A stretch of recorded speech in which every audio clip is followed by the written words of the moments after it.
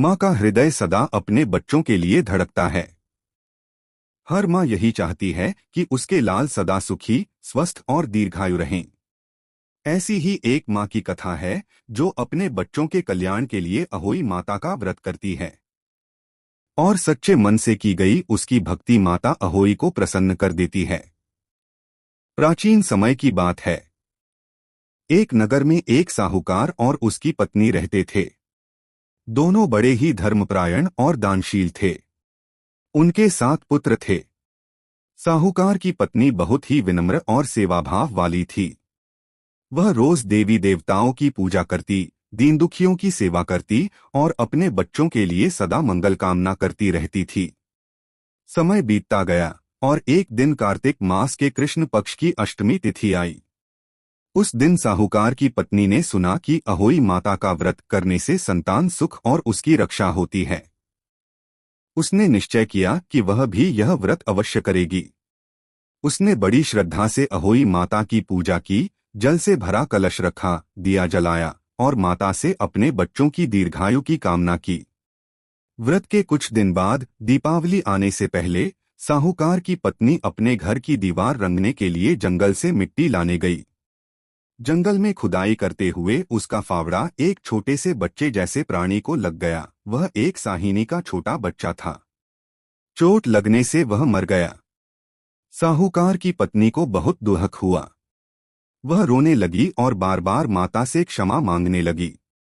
हे माता, मुझसे बहुत बड़ी भूल हो गई।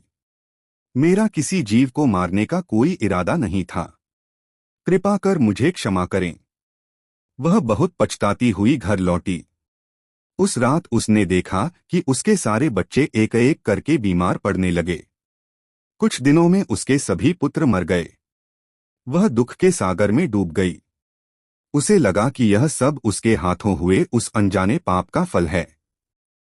साहूकार की पत्नी दिन रात रोती रहती थी।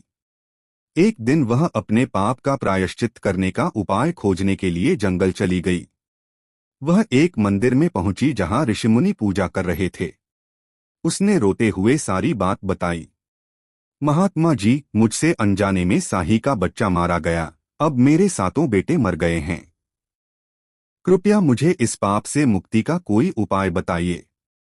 ऋषि ने कहा, हे पुत्रवती स्त्री, तुम्हें अहोई माता की सच्चे मन से पूजा करनी चाहिए। कार्तिक मास की कृष्ण अष्टमी को तुम व्रत रखो। संध्या के समय अहोई माता की प्रतिमा बनाकर पूजन करो और उनसे क्षमा याचना कर अपने पुत्रों के कल्याण की कामना करो। माता अहोई बड़ी दयालु हैं, वे तुम्हें अवश्य क्षमा करेंगी। वह स्त्री धन्यवाद कर घर लौटी। अगले कार्तिक मास में उसने पूर्ण विधि से अहोई अष्टमी का व्रत किया।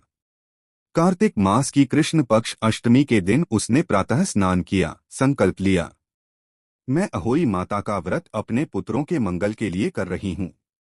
संध्या के समय उसने दीवार पर गोबर और गेरू से एक सुंदर चित्र बनाया। उस चित्र में उसने अहोई माता का रूप बनाया, जिसमें 7 पुत्र और एक साही दिखाई देती थी। उसने कलश पर जल रखा, दीप जलाया और सच्चे मन से पूजा शुरू की। उसने माता से प्रार्थना की, हे अहोई माता, मैंने अनजाने में पाप किया, कृपा कर मेरे इस अपराध को क्षमा करें। मेरे बालकों की रक्षा करें। पूजा के पश्चात उसने कथा सुनी और रात्रि तक व्रत रखा। जब तारे निकल आए तब उसने जल ग्रहण किया।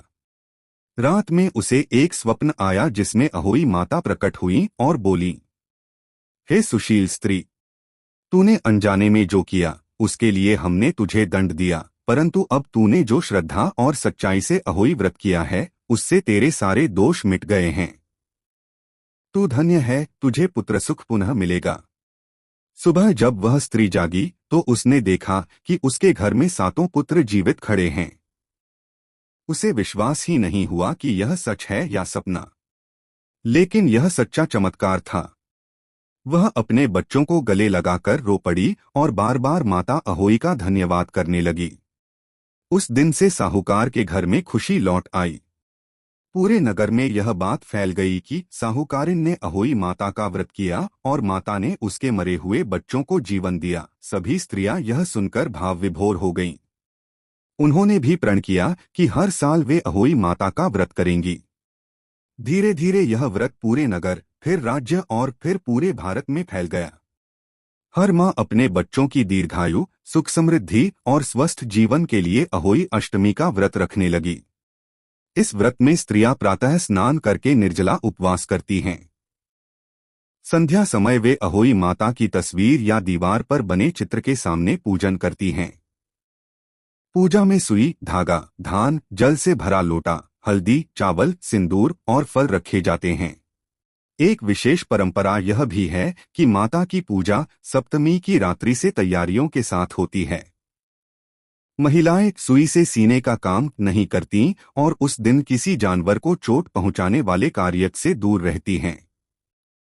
अहोई माता की पूजा के दौरान 7 बार माता की आरती गाई जाती है और 7 दाने चांदी या सोने के बनवाकर पूजन में रखे जाते हैं। कहा जाता है कि यह 7 पुत्र और 7 पीढ़ियों की रक्षा का प्रतीक है। अहोई अष्टमी की कथा हमें यह सिखाती है कि सच्चे मन से किया गया प्रायश्चित्त और भक्ति कभी व्यर्थ नहीं जाती। भगवान और माता सदा भक्तों की भावना को देखते हैं, न कि उनकी गलती को। माँ की ममता और भक्ति का कोई मोल नहीं।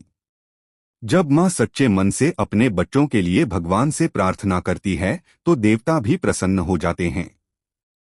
माता अहोई यह भी सिखाती हैं कि जीव हत्या अनजाने में भी हो जाए तो उसका पश्चाताप आवश्यक है। जीवन में हमें सदा करुणा, क्षमा और धर्म का पालन करना चाहिए, जैसा कि इस चित्र में दिखाया गया है। एक माँ हरे रंग की साड़ी पहने, माथे पर बिंदी लगाए, हाथ में घंटी लेकर पूजा कर रही है। उसके सामने उसका नन्हा बेटा नमस्कार मुद्रा में बैठा है। पास में थाल में प्रसाद, फल, दीपक, कलश और पूजा की थाली रखी हुई है। दीवार पर अहोई माता की झांकी बनी है जो फूलों की माला से सजी है। माँ के चेहरे पर श्रद्धा, प्रेम और विश्वास झलक रहा है। यह दृश्य बताता है कि यह केवल पूजा नहीं बल्कि माँ की ममता का उत्सव है, जो अपने बच्चे की लंबी उम्र के लिए व्रत रखती है, जल नहीं पीती और शाम को तारे देखकर ही अन्नजल ग्रहण करती है। कहते हैं, जो स्त्री अहोई अष्टमी का व्रत सच्चे मन से करती है उसके घर में सदा संतान सुख बना रहता है। यदि कोई स्त्री निःसंतान है और वह यह व्रत करे तो माता अहोई उस पर भी कृपा करती हैं। इस व्रत के प्रभाव से घर में खुशहाली, समृद्धि और शांति बनी रहती है। जय अहोई माता, जय अहोई माता। तुमको नित ध्यावत हर विष्णु विधाता। 100 पूत सदा सुहागन। पुत्रवती भव भव दुख भागन। धन धान्य भरपूर अन्नपूर्णा माता। जय अहोई माता, जय अहोई माता। जब आरती पूरी होती है तब स्त्रियां एक दूसरे को नमस्कार करती हैं और कहती हैं, जितनी तारे उतने मेरे बेटे। फिर घर की बड़ी बुजुर्ग स्त्री आशीर्वाद देती है, माँ अहोई तेरा कल्याण करें, तेरे बच्चे सदा खुश रहें। कथा के अंत में कहा गया है कि जब साहूकारिन ने माता से क्षमा मांगी और माता ने उसके पुत्रों को जीवन दिया, तब उन्होंने आशीर्वाद दिया, हे स्त्री, तेरा नाम युग युग तक अमर रहेगा।